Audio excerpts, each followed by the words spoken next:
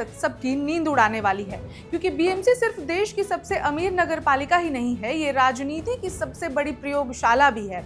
आज इसी बीएमसी को लेकर टिकट बंटवारे की जंग अपने चरम पर पहुंच चुकी है। एक तरफ महायुति तो दूसरी तरफ उद्धव ठाकरे और राज ठाकरे की जोड़ी। बीएमसी चुनाव से पहले उद्धव ठाकरे और राज ठाकरे के बीच गठबंधन लगभग तय हो चुकी थी। ठाकरे बंधु 24 दिसंबर को प्रेस कॉन्फ्रेंस के जरिए अपने साथ आने का ऐलान भी करने वाले थे। इसी बीच राज ठाकरे की पार्टी महाराष्ट्र नवनिर्माण सेना की ओर से इस अलायंस पर ब्रेक लगाने की बात कही जा रही है। इस खबर ने हर तरफ खलबली मचा दी है, जिसके बाद हर तरफ यही चर्चा है कि आखिर अचानक ऐसा क्या हो गया।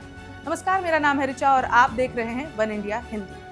उद्धव ठाकरे और राज ठाकरे की अलायंस पर ब्रेक वाला बयान राज ठाकरे की पार्टी महाराष्ट्र नवनिर्माण सेना की ओर से ही आया है। दरअसल उद्धव ठाकरे की शिवसेना यूबीटी और राज ठाकरे की मनसे के गठबंधन की घोषणा कब होगी, इसको लेकर मनसे के सैनिक उत्सुक थे, लेकिन राज ठाकरे किसी भी तरह की जल्दबाजी के मूड में नहीं है।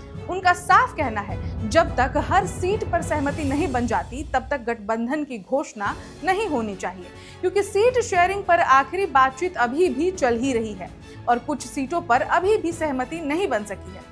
इसलिए गठबंधन के ऐलान में कुछ देरी किए जाने की बात सामने आने लगी है।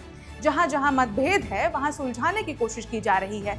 इसलिए एमएनएस ने यह रुख अपनाया है कि जब तक ये मतभेद सुलझ नहीं जाता तब तक गठबंधन की घोषणा नहीं की जाएगी।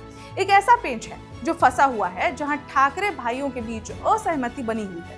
अभी तक जो जानकारी मिली है उसके हिसाब से एमबीए में मुंबई के अमराठी विभागों पर चर्चा जारी है।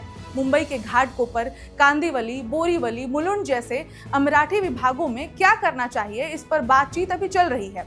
वहीं अब तक राज ठाकरे की मन से 65 से 70 सीट दी गई है, तो उद्धव ठाकरे के पास 145 से 150 सीटें रहने का अनुमान है। इसके अलावा शरद पवार की एनसीपी को 10 से 12 सीटें मिल सकती हैं। अब थोड़ी महायुति की भी बातचीत कर ली जाए, क्योंकि आज रात वर्षा बंगले में बेहद अहम बैठक होने जा रही है। मुख्यमंत्री देवेंद्र फडणवीस और उप मुख्यमंत्री एकनाथ शिंदे की अगुवाई में होने वाले इस बैठक में बीजेपी प्रदेश अध्यक्ष रविंद्र चौहान, मुंबई बीजेपी अध्यक्ष आशीष शेलार और शिवसेना नेता उदय सामंत जैसे बड़े चेहरे शामिल होंगे। सूत्रों की माने तो आज रात मुंबई की बीएमसी सीटों पर अंतिम फैसला हो सकता है, लेकिन कौन सी सीट बीजेपी लड़ेगी, कहां शिंदे गुट की शिवसेना उतरेगी, इस पर अभी आखिरी मुहर लगना बाकी है।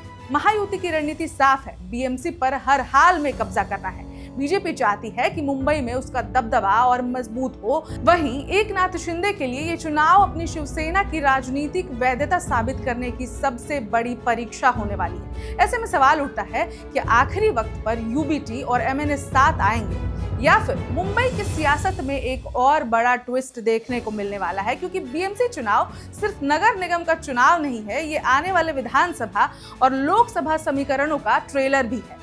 इस खबर में इतना ही। अपडेट्स के लिए देखते रहें one India Hindi. Subscribe to One India and never miss an update. Download the One India app now.